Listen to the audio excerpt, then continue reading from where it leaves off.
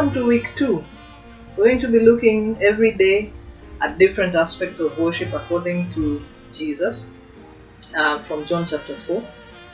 And for day 1, which is today, remember we said every day, go through the material for that day, prayerfully, slowly, search the scripture, take notes and everything, and let's worship the Lord together. So in day 1, we're talking about worship in truth. Yeah? Worship in truth. We'll be reading from Luke chapter 18, verse 9 to 14. This is more famously known as the parable of the tax collector and the Pharisee. This is what the Bible says. To some who were confident of their own righteousness and looked down on everyone else, Jesus told this parable. 2 men went up to the temple to pray, one a Pharisee and the other a tax collector. The Pharisee stood by himself and prayed, God, I thank you that I am not like other people, robbers, evildoers, adulterers, or even like this tax collector. But the tax collector stood at a distance. He would not even look up to heaven, but beat his breast and said, God, have mercy on me, a sinner. I tell you that this man, rather than the other, went home justified before God. For all those who exalt themselves will be humbled, and those who humble themselves will be exalted. So, imagine that you are in the temple. Even you have gone to worship and you're just sitting at a corner. And then there's the Pharisee and then there's the tax collector.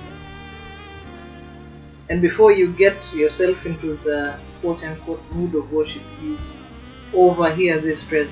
What would go on in your mind? I'm sure you're thinking, that was so arrogant. Who does that? Well, you'll be surprised. You and I do that many times. Maybe not in those words, but we do that. So help us, God, to get what worship in truth actually means. So our activity today, this is day 1 of week number 2.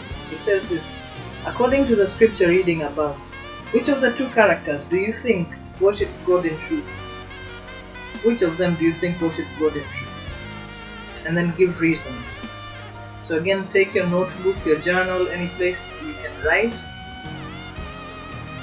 and then just write why you think, the person you think worship God in truth. What exactly does it mean to worship God in truth? Many times, the standard response you will receive whenever you ask any random Christian about how to worship God, you are bound to hear this phrase, in spirit and truth. I'm sure if you think about it, you will realize that at one point in your life you have either used that phrase on someone, or you have received that answer from someone. Worship in truth has everything to do with knowing exactly who it is we are worshiping. Real worshippers should be students of the character and the person of God. It is impossible to worship God when you do not know what He is like. And how do you know what God is like? You read His Word. You spend time in His presence, seeking His face, and He reveals Himself to you. Remember we said worship is about revelation and response? We get a revelation of who God is from His Word. Yeah. It is impossible to worship God when you do not know what He is like. The question I need to ask myself then as I seek to worship God is, what is He like? The answer is found in His Word, the Bible.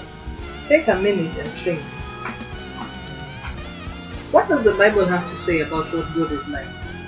Even just pause right now. What do you know from the Bible about what God is like?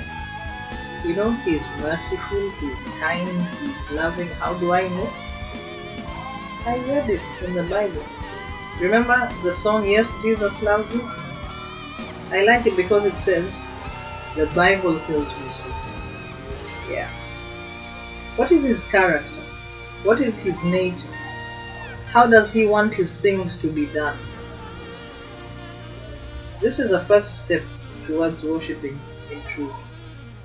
You know, when we talk about how does he want his things to be done, if you look at God's word, you realize that God is very straightforward and uncomplicated about how he wants his things to be done.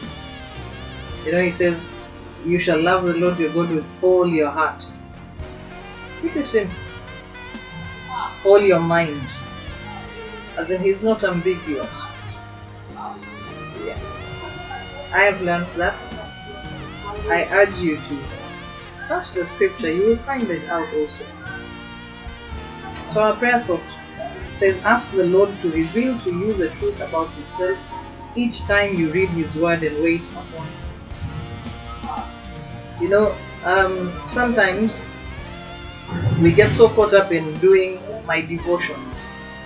So I read the daily bread, I read something, and I read this, that, or the other. It becomes a routine, and I forget to ask God to speak to me. Today I'd like to urge you and challenge you. Ask God to speak to you as you read his word, as you wait upon him. Our memory verse, Psalm chapter 51 verse 6. Behold, you desire truth in the inward parts, and in the hidden part you will make me to